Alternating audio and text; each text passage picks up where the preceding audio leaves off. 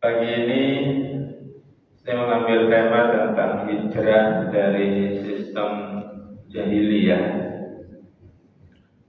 Sudah berganti tahun dari 1445 menuju dan sekarang kita berada di 1446 Hijriah. Para hadirin jamaah yang dimuliakan Allah, ada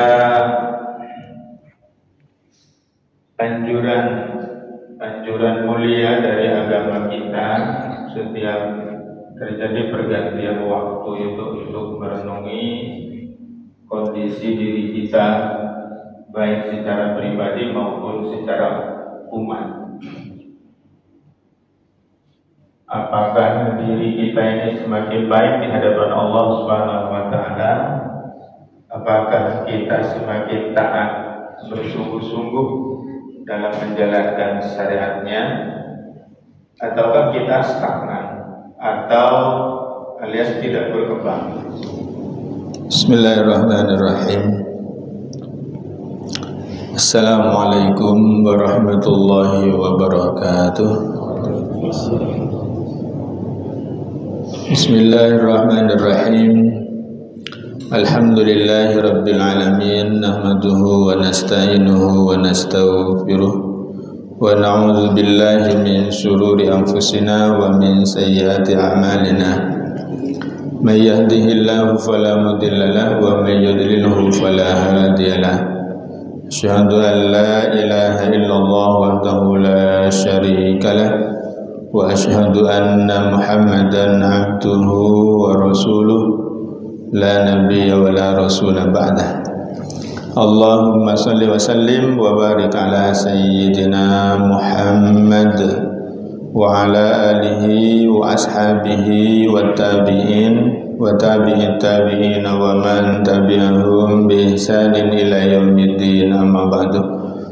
Hadirin kiram, para alim, para kiai, para ustaz, para habaib dan seluruh pengurus DKM Masjid Jabal Salam yang semoga Allah Subhanahu wa taala memberikan rahmat dan taufiknya.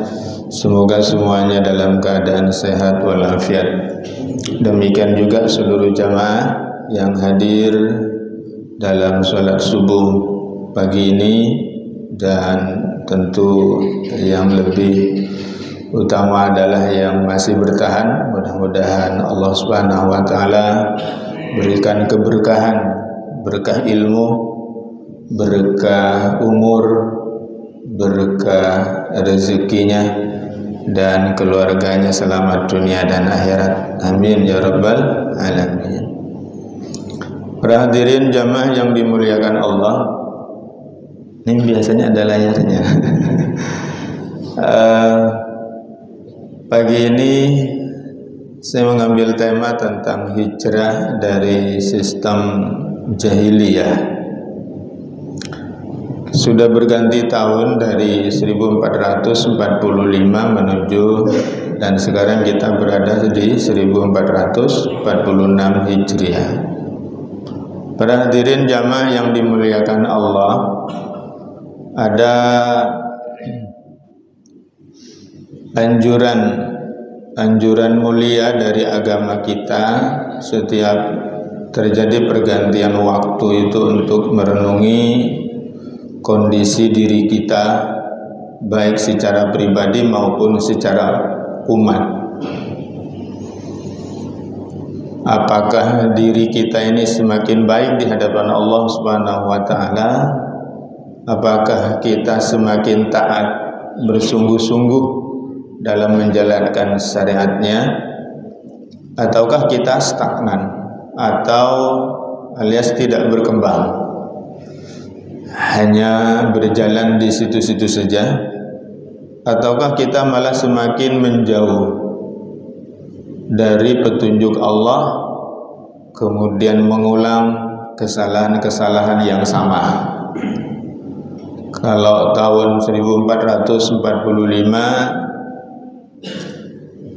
itu juga kemudian terulang kembali di tahun 1446 ini, maka berarti kita tidak ada kemajuan.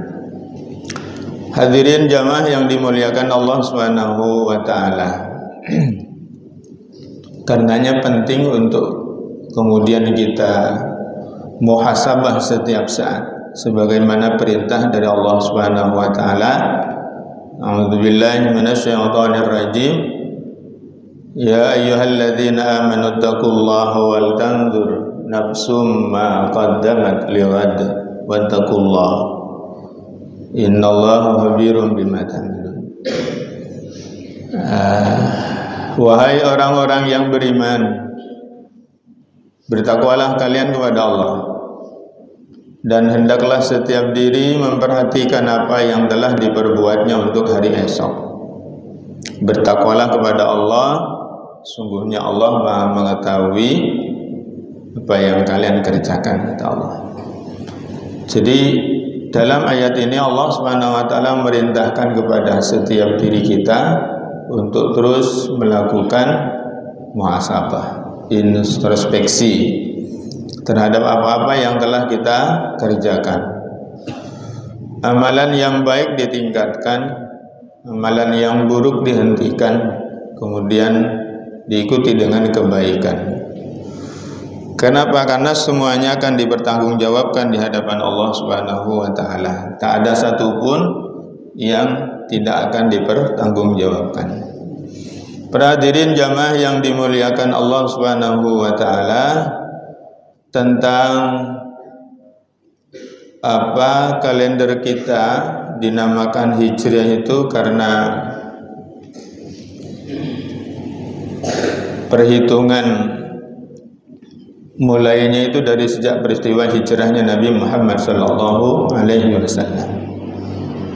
Insyaallah nanti kita akan bahas hijrah, makna hijrah kita saat ini seperti apa. Tadi judulnya adalah hijrah dari sistem jahiliyah.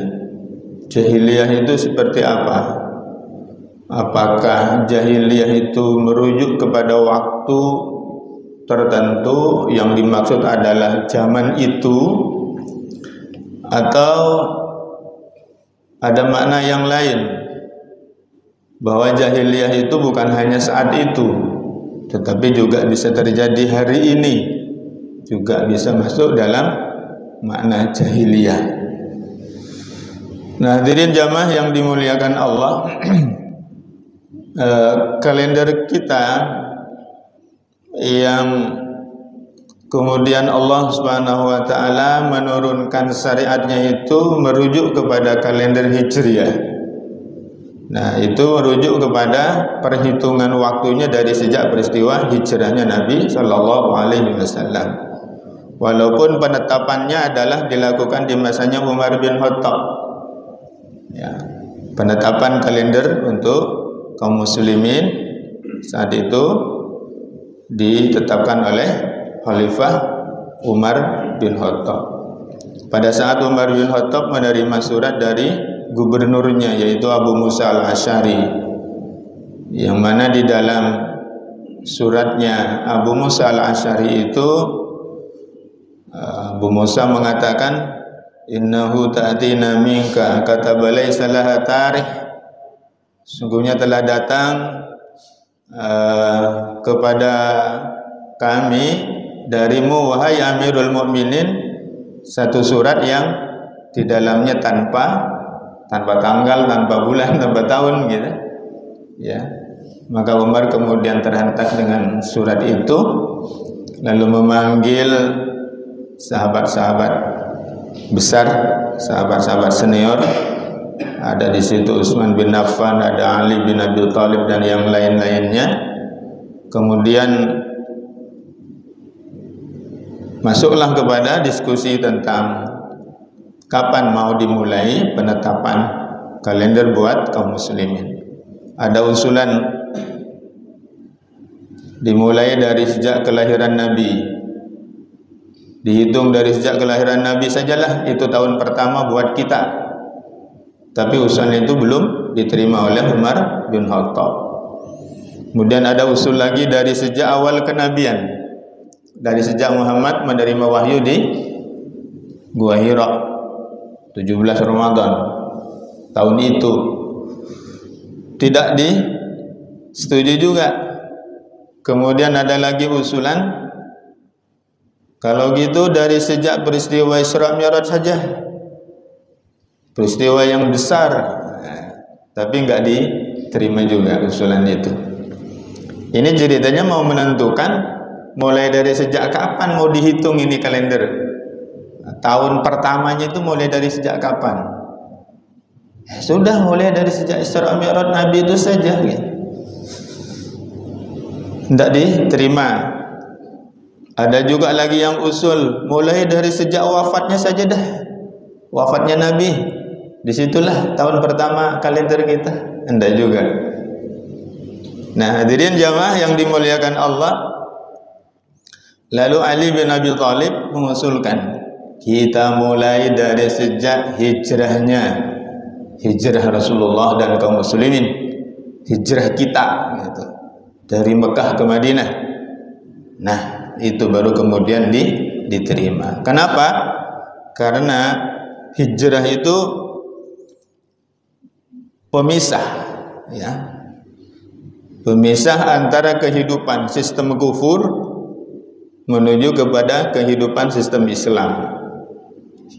Pemisah dari negeri, ya, tempat di mana mereka kukuh gitu dengan sistem saat itu, tidak mau menerima apa yang dibawa oleh Rasulullah Muhammad SAW. Dengan peristiwa hijrah, kemudian ada tempat lagi yang namanya Yasrib. Disitulah kemudian mereka menerima syariat Allah Subhanahu wa Ta'ala. Maka dari sejak itulah dihitung kalender kaum muslimin. Tahun itu adalah tahun pertama dari kalender kaum muslimin. Adapun mengenai bulan, nama bulan dan bulan Muharram ditetapkan sebagai bulan pertama dalam kalender itu, bahwa nama-nama bulan itu sudah ada dan sudah dipakai jauh sebelum Islam datang.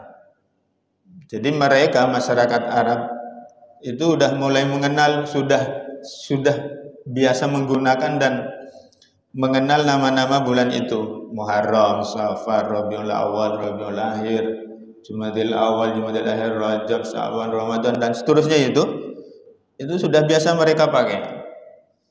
Adapun kemudian kenapa kemudian kalender dari Hijriah ini di awali bulan pertamanya adalah Muharram? Itu menurut satu riwayat itu usulannya Utsman ibn Affan. Di antara alasannya adalah bulan Dzulhijjah itu merupakan bulan puncak daripada perjuangan dan ibadahnya kaum muslimin. Bulan Dzulhijjah. Nah, itu bulan Dzulhijjah itu dijadikan bulan yang akhir, bulan puncaknya kaum muslimin melakukan ibadah haji. Jadi Dzulqa'dah, Dzulhijjah, Muharram itu termasuk 3 dari 4 bulan haram. Ya, termasuk 3 bulan yang berturut-turut dari 4 bulan haram. Minha arba'atun hurum, kata Allah dalam surah At-Taubah. 3 berturut-turut itu, dan di bulan itu tidak boleh ada peperangan. Ya, sudah disepakati semacam ada konsensus lah. Di bulan itu tidak boleh ada peperangan, tidak boleh ada saling menyerang. Di antaranya adalah supaya memberikan kebebasan kepada manusia untuk aman, selamat dari berbagai penjuru menuju Makkah. Bapak Ibu hadirin jamaah yang dimuliakan Allah Subhanahu wa Ta'ala. Ada peristiwa apa hijrah itu kemudian dari sejak hijrah itu dihitung kalender kaum muslimin?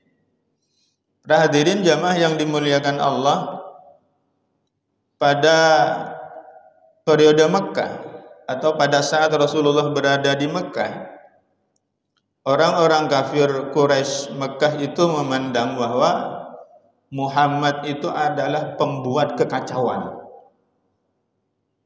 Jadi Muhammad itu adalah menjadikan Mekah itu tidak kondusif, bikin kacau ini. Ibarat kalau hari ini adalah Muhammad ini provokator, pencela Tuhan sesembahan mereka. Tuhan-tuhannya orang kafir Mekah itu dicela oleh Nabi. Ya, di dalam Al-Quran ada ayat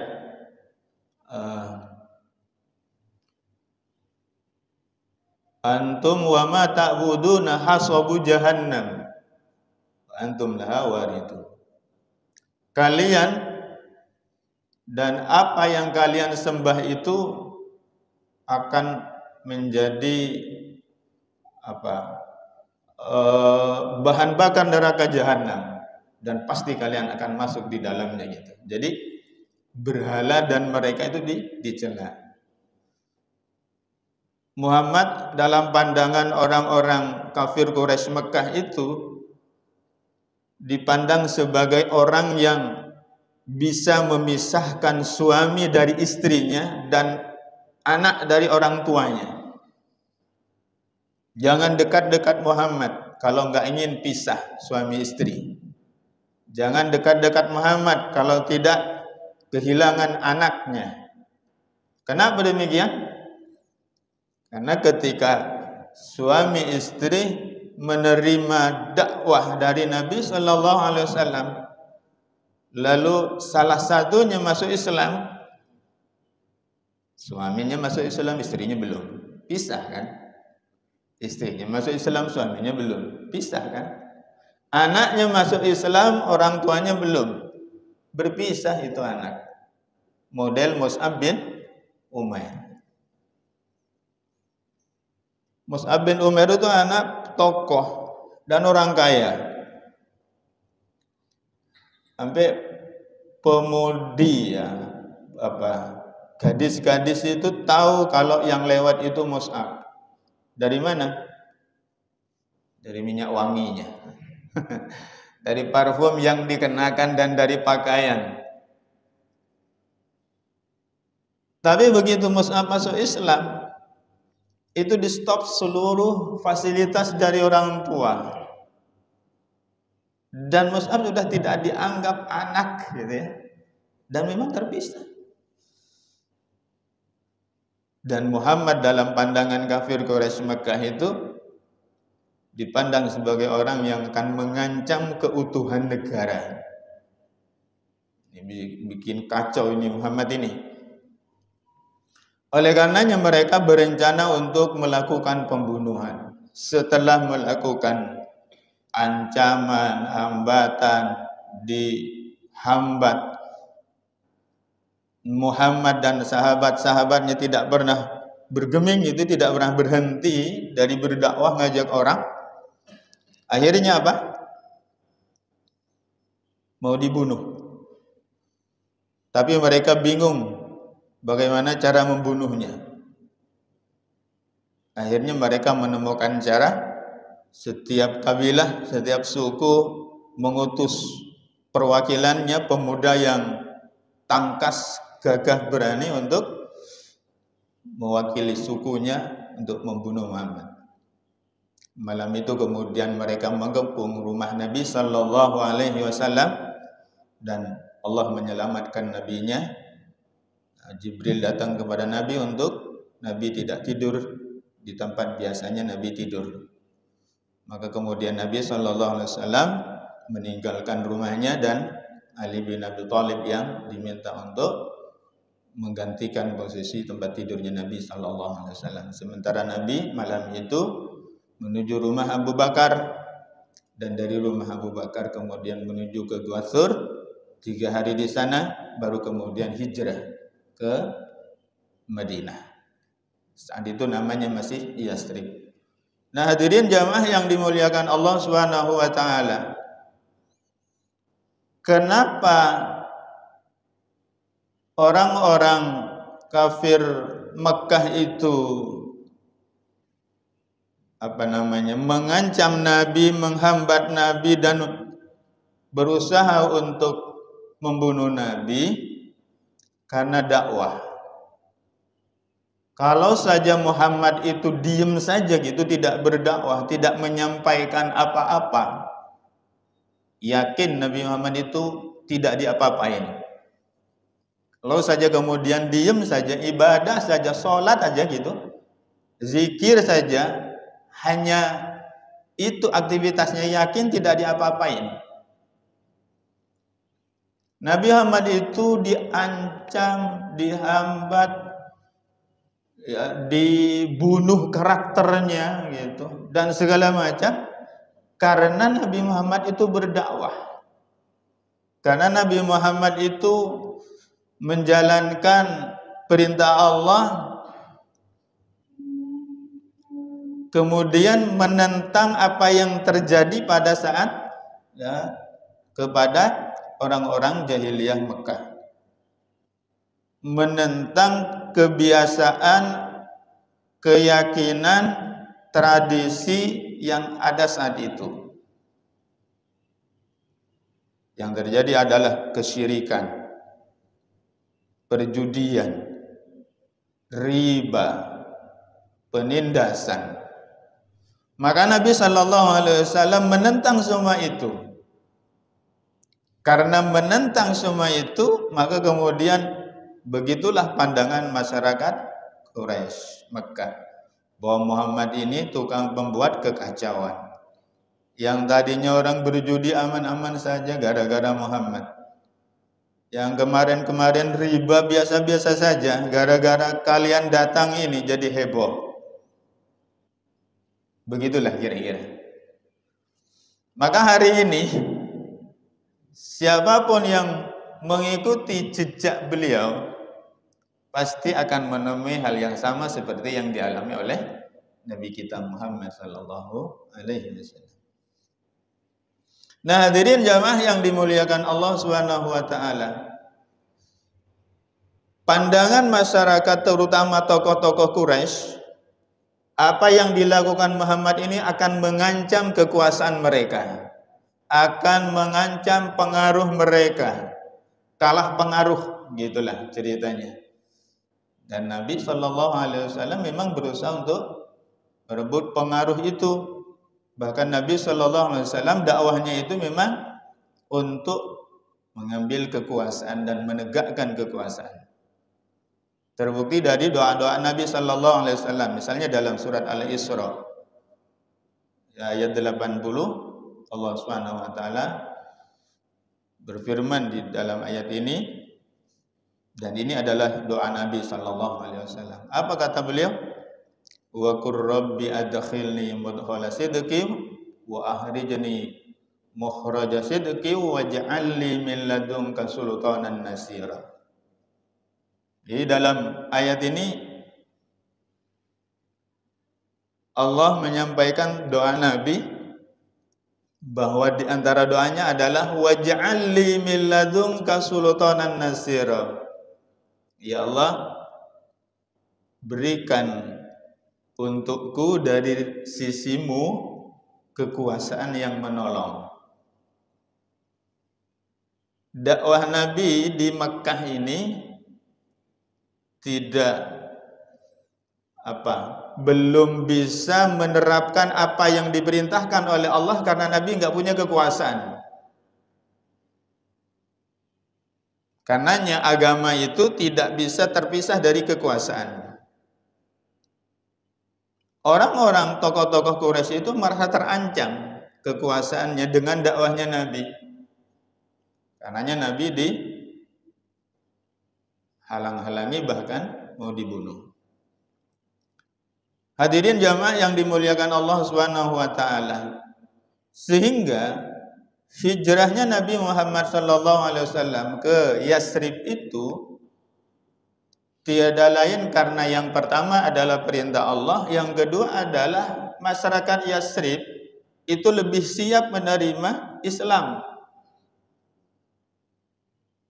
Ada siapa di Yasrib itu di sana ada dua suku besar, yaitu suku Aus dan Khazraj. Dua suku ini kemudian memberikan kunci Yasrib kepada Nabi Muhammad sallallahu alaihi wasallam. Dan penduduk Yasrib berbeda dalam memandang Nabi sallallahu alaihi wasallam. Berbeda jauh dari pandangan masyarakat Quraisy Mekah. Dalam pandangan penduduk Yasrib, Muhammad itu adalah Nabi Rasul terakhir yang dikisahkan di dalam kitab-kitab mereka.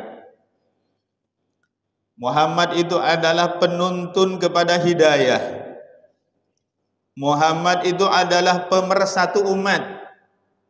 Nah, kalau orang-orang kafir Quraisy Mekah kan menganggap bahwa Muhammad itu pemecah belah umat. Tidak, masyarakat Yasrib berpandangan Muhammad itu adalah pemersatu umat. Kenapa demikian? Aus dan Khazraj itu sebelum mengenal Islam itu berperang tiada pernah henti.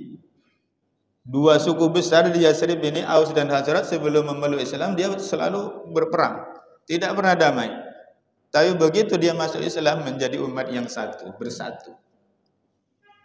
Dan dalam pandangan masyarakat Yasrib, Muhammad itu adalah penyelamat umat manusia.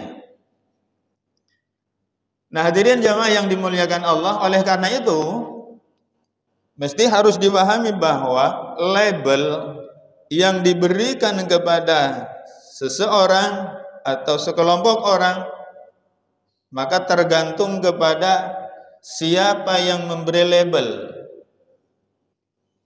Contoh misalnya Pangeran Diponegoro. Bapak-bapak kenal Pangeran Diponegoro? Kenal? Di mana kenalnya? Paham Pak ya, ngerti ya bahwa Pangeran Diponegoro itu siapa? Pangeran Diponegoro itu siapa?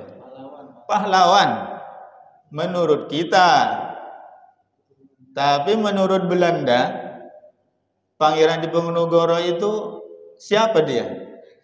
Pemberontak kan, pengacau, penghambat. Mana yang benar? Pangeran Diponegoro itu pahlawan atau pemberontak?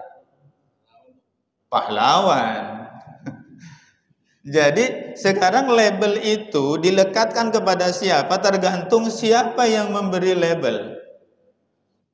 Masyarakat Quraisy Mekah kepada Nabi Muhammad saat itu memberi label pengacau, pemecah belah umat, pembesar suami istri, anak dan orang tua. Tapi berbeda dengan masyarakat Yasrib.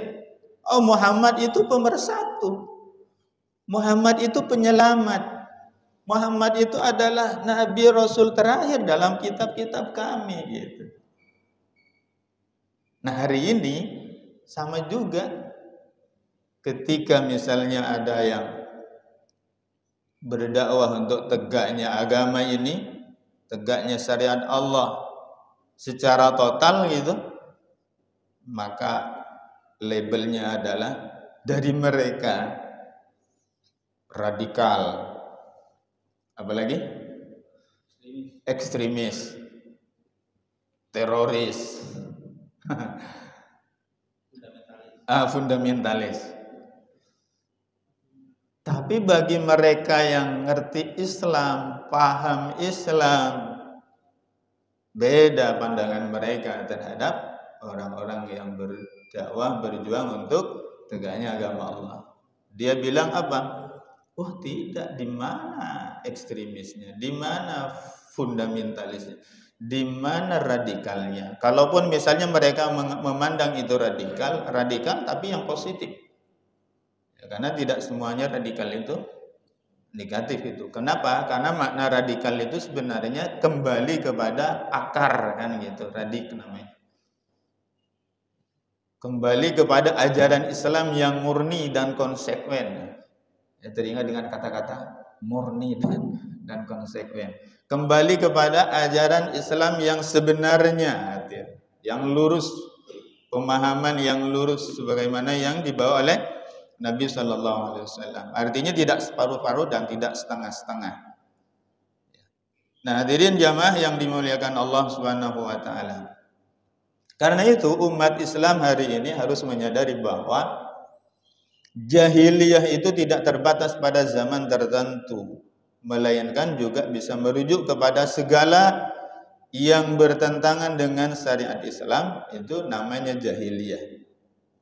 Kata Allah, afa hukmal jahiliyyati yabghun wa man ahsanu minallahi hukman liqaumin yuqinun. Apakah hukum jahiliyah yang mereka kehendaki? Hukum siapakah yang lebih baik daripada hukum Allah bagi orang-orang yang yakin? Maka makna jahiliyah itu adalah, kalau hukum jahiliyah berarti segala hukum yang menyelisihi daripada Al-Quran dan As-Sunnah adalah jahiliyah. Siapa yang berhukum dengan selain hukum Allah, ya berarti berhukum dengan hukum jahiliyah. Hukum itu cuma dua, hukum Allah, hukum jahiliyah. Kalau bukan hukum Allah berarti itu hukum jahiliyah. Itu bukan kata saya, tapi itu kata ulama. Nah, hadirin jamaah yang dimuliakan Allah, karena itu hijrahnya mesti harus hijrah total. Bukan hanya secara pribadi untuk memperbaiki kualitas ibadah dan akhlak kita. Itu penting, sangat penting. Memperbaiki pribadi kita, ibadah dan akhlak dan segala macam. Tetapi tidak hanya itu, tetapi harus secara umat Islam secara keseluruhan ini mesti harus hijrah secara total juga. Yang enggak bagus gitu, dan enggak benar kalau kemudian hijrahnya hanya dari sisi ritual ibadahnya, akhlaknya, sementara muamalahnya enggak hijrah. Misal, sholatnya sudah bagus, akhlaknya sudah bagus, tapi muamalahnya masih riba misalnya. Muamalahnya masih suka menipu misalnya. Muamalahnya masih suka nyerempet yang haram. Muamalahnya sudah bagus, tapi politiknya masih politik sekuler kapitalis misalnya gitu ya. Nah, hadirin jamaah yang dimuliakan Allah, maka yang baik, yang benar itu adalah hijrah total, baik secara batin maupun secara lahir. Secara batin adalah secara pemikiran. Ya, bagaimana kita, hati kita, pikiran kita, kecintaan kita hanya kepada Allah, Rasulnya, kitabnya, syariatnya. Tidak ada yang lain. Kita tidak memberikan buah hati kita kepada yang lain. Kita hanya cinta Allah, cinta Rasulullah, cinta Al-Quran, cinta syariat Allah Subhanahu wa ta'ala. Lalu kemudian kita tinggalkan segala yang bertentangan dengan Allah, dengan ajaran Rasulullah, yang bertentangan dengan Al-Quran, yang bertentangan dengan syariat Allah, tinggalkan. Sebagaimana juga nasihat dari sebagian ulama, kita juga bisa hijrah secara zahir, secara fisik. Ketika misalnya kondisi tempat lingkungan kita memang udah tidak kondusif buat kita, istri dan anak-anak, pindahlah dari tempat itu menuju kepada tempat yang kondusif. Ada salah satu jamaah di Kilo itu, beliau mengatakan, itu pula Pak Ustadz yang menjadikan saya pindah ke tempat perumahan ini. Kenapa? Karena di tempat yang lama sangat tidak kondusif buat anak-anak kita tinggal, katanya. Kenapa? Ya begitulah. Khawatir anak-anak saya terpengaruh oleh lingkungan. Akhirnya saya pindah. Alhamdulillah. Itu makna hijrah. Para hadirin jamaah yang dimuliakan Allah Subhanahu wa taala, kesimpulan dari apa yang kita bicarakan adalah bahwa sistem jahiliyah tidak merujuk hanya kepada masa lampau sebelum Islam datang atau di masa-masa awal dakwah Nabi SAW pada periode Mekah, tetapi jahiliyah itu bisa merujuk kepada sesuatu yang bukan berasal dari Islam, sesuatu yang bukan berasal dari Allah dan Rasulnya, maka itu masuk dalam makna jahiliyah.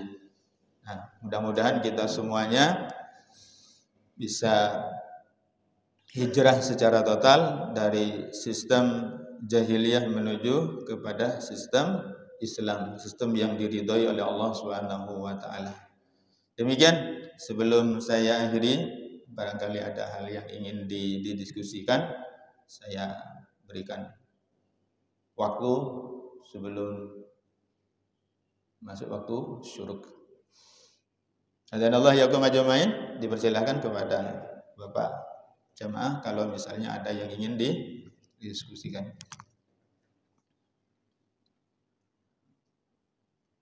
Kalau tidak ada, saya akhiri.